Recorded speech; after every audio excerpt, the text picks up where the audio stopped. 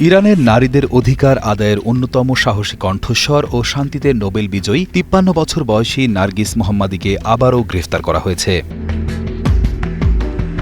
গত ১২ ডিসেম্বর শুক্রবার বিশ্বজুড়ে শান্তির বার্তা প্রচারকারী নরওয়েজিয়ান নোবেল কমিটি এই তথ্য প্রকাশ করেছে। তারা জানিয়েছে, ইরানে এই মহিষী নারীকে অত্যন্ত বর্বরোচিত ও নিষ্ঠুর কায়দায় গ্রেফতার করা হয়েছে। চিকিৎসার জন্য সাময়িক মুক্তি পেলেও তাকে আবারও জোর করে কারাগারে নিয়ে যাওয়ার এই ঘটনায় ক্ষোভে ফেটে পড়েছে আন্তর্জাতিক মহল। নোবেল কমিটি কালবিলম্ব না করে অবিলম্বে নার্গিস মোহাম্মদীর মুক্তির দাবি করেছে এবং তার সাথে ঘটা এই অমানবিক আচরণের তীব্র নিন্দা জানিয়েছে।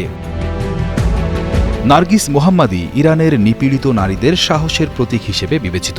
গত ৩ দশক বা ৩০ বছর ধরে তিনি ইরানের নারীদের স্বাধীনতা, অধিকার এবং দেশটিতে চলমান মৃত্যুদণ্ড প্রথা বাতিলের জন্য আপোষহীনভাবে লড়াই করে যাচ্ছেন। তার এই অসামান্য ত্যাগের স্বীকৃতি স্বরূপ ২০২৩ সালে তাকে বিশ্বের সবচেয়ে সম্মানজনক নোবেল শান্তি পুরস্কার প্রদান করা হয়। কিন্তু সম্মানের বদলে নিজের দেশে তাকে বারবার সইতে হয়েছে লাঞ্ছনা ও কারাবাস। নার্গিস মোহাম্মদের মেয়ে ও ছেলে কিয়ানা ও আলী রহমানি মায়ের মুক্তির দাবিতে সবাইকে সহায়তার আবেদন জানিয়েছেন।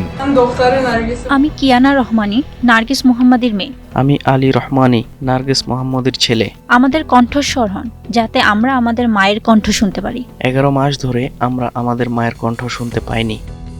ইরান সরকারের চোখে তিনি একজন অপরাধী, কারণ ইরানের দাবি নার্গিস রাষ্ট্রের বিরুদ্ধে অপপ্রচার বা প্রোপাগান্ডা ছড়ান। এই অভিযোগেই তাকে এর আগে বহুবার জেল খাটতে হয়েছে এবং ইরানের কুখ্যাত ইভিন কারাগারে তিনি বন্দী ছিলেন। মানবাধিকার কর্মীদের কাছে নরক হিসেবে পরিচিত এই কারাগারে থাকার সময় নার্গিস মোহাম্মদীর শরীর ভেঙে পড়েছিল। তার গুরুতর অসুস্থতার কথা বিবেচনা করে গত বছরের শেষের দিকে তার কারাদণ্ড স্থগিত করে চিকিৎসার জন্য সাময়িক মুক্তি দেওয়া হয়েছিল।